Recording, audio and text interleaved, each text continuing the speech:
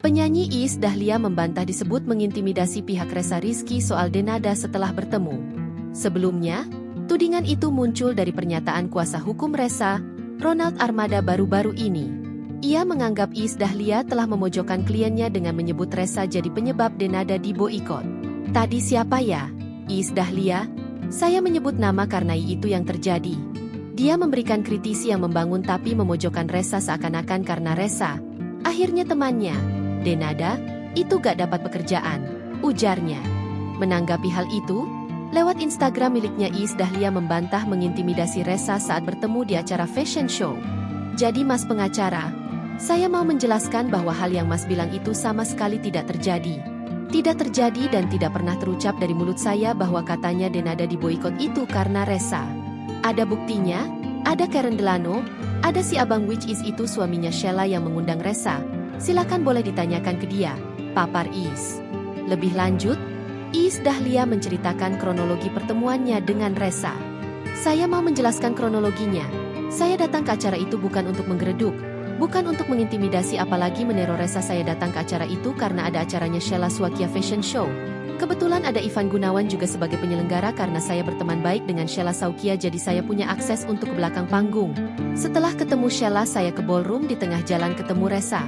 Saya menghampiri karena Dena teman kerja saya jadi saya mendekati karena empati saya sebagai seorang ibu, kata Iis Dahlia. Ia bahkan menyebut tidak ikut campur dalam kasus tersebut. Menurutnya, hal tersebut pribadi keluarga. Gak ada sedikit pun saya ikut campur dan saya gak mau ikut campur karena saya tahu ini adalah area privasi area keluarga. Kita sebagai teman hanya bisa mendoakan, jangan salah mengerti, tegasnya. Sementara itu dalam caption videonya, Iis mengaku kala itu hanya menyapa Ressa yang kebetulan papasan ketika berjalan.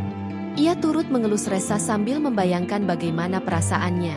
Bahkan Iis Dahlia mengaku meneteskan air matanya saat bertemu Ressa karena merasa empati sebagai seorang ibu.